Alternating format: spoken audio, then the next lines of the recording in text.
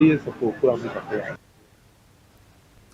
प्रदेश में होने वाले विधानसभा चुनाव में अभी 1.25 साल का वक्त है, लेकिन उससे पहले सत्ताधारी कांग्रेस और 15 सालों से सत्ता में आने की कोशिश में जुटी भाजपा तैयारियों में जुटी है। अपने किले को मजबूत करने के लिए कांग्रेस का संगठन 17 से 20 सितंबर तक बिलासपुर संभाग के सभी सीटों का दौरा कर रहा है। पार्टी में टूट और अनबन को देखते हुए पहले ही नसीहत दी जा चुकी है और नेताओं को एकजुटता के साथ मैदान में उतरने को कहा गया है।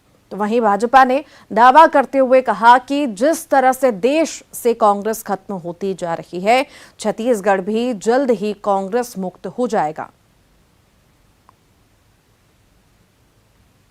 90 के 90 सीटों पर हम लोग अब बीजेपी क्या कह रहे हैं उसकी हम परवाह नहीं करते हैं, हम अपना काम करते हैं। उससे क्या होना है? पुनिया जी तो पूरे 3.25 साल से घूम रहे हैं और कांग्रेस की जो दुर्गति छत्तीसगढ़ में हो रही है और पूरे देश में हो रही है, पुनिया जी पहले अपने घर को ठीक करें। पुनिया जी का या किसी कांग्रेस के बड़े नेता का अब जनता के बीच में कोई प्रभाव नहीं है। इस बीच बड़ी खबर आपको बताएं, बड़ी संख्या में लोग बीजेपी में शामिल हुए हैं। 5 प्रमुख समेत कुल 1000 लोग बीजेपी में शामिल हुए हैं। कामदा जोहले बीजेपी में शामिल हुए। सारंगढ़ के विधायक रह चुकी हैं कामदा जोहले। अभिषेक शुक्ला भी बीजेपी में शामिल हुए। कांग्रेस के बालोद जिला अध्यक्ष रह चुके हैं अभिषेक शुक्ला। विजय अग्रवाल भी बीजेपी में शामिल हुए। रायगढ़ से विधायक रह चुके हैं विजय अग्रवाल। संपत अग्रवाल ने बीजेपी की सदस्यता ली। बसना से विधानसभा प्रत्याशी रह चुके हैं संपत अग्रवाल। लखन श्रीवास्तव ने भाजपा में प्रवेश किया। मनेन्द्रगढ़ से जेसीसी जे के विधानसभा प्रत्याशी रह चुके हैं लखन श्रीवास्तव। पूर्व सीएम रमन सिंह और प्रदेश से प्रभारी नितिन नवीन की मौजूदगी में शामिल हुए हैं। जनता पार्टी परिवार में 2 नए सदस्य शामिल हुए हैं। बहुजन समाज पार्टी से विधायक रही कामता जोले जी और बालोद में जिला कांग्रेस कमेटी के अध्यक्ष रहे, जिला पंचायत अध्यक्ष रहे, सदस्य रहे अभिषेक शुक्ल जी आज भारतीय जनता पार्टी में अपने साथियों के साथ प्रवेश किए हैं। इसी प्रकार से 3 हमारे पुराने साथी जो हमसे बिछड़ गए थे आज वापस भारतीय जनता पार्टी में आए हैं। पूर्व विधायक विजय अग्रवाल जी रायगढ़, महासमुंद जिले से संपत अग्रवाल जी और कोरिया जिले से लखन श्रीवास्तव जी, मैं उनका भारतीय जनता पार्टी के परिवार में स्वागत करता हूं। इसी बीच बड़ी खबर आपको बताएं, बड़ी संख्या में लोग बीजेपी में शामिल हुए हैं। पूर्व सीएम रमन सिंह ने यह बयान दिया है, हमने सभी के लिए अपने दरवाजे खोल दिए हैं। चुनाव नजदीक आ रहे हैं, जो पुराने साथी हमसे बिछड़ गए थे वो लौट कर आ रहे हैं। पार्टी में कुछ नए चेहरे भी आ रहे हैं।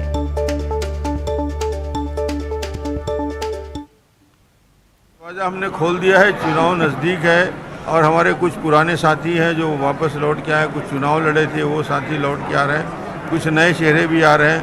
तो लगता है कि अब ये वर्ष शुरू होने वाला है और भारतीय जनता पार्टी ने ऐसे बहुत सारे लोगों को आज प्रवेश के कार्यक्रम 3 जो कि कांग्रेस ने अपनी पार्टी के वरिष्ठ विधायक धर्मजीत सिंह को निष्कासित कर दिया है, पार्टी से बाहर का रास्ता दिखा दिया, जिसके बाद धर्मजीत सिंह ने अमित जोगी और पार्टी पर लगाए आरोपों का जवाब दिया।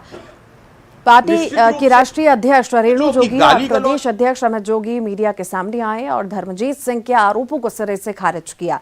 रेणु जोगी ने कहा कि धर्मजीत सिंह को पार्टी से बाहर निकालना मेरे राजनीतिक जीवन का सबसे दुखद पल है।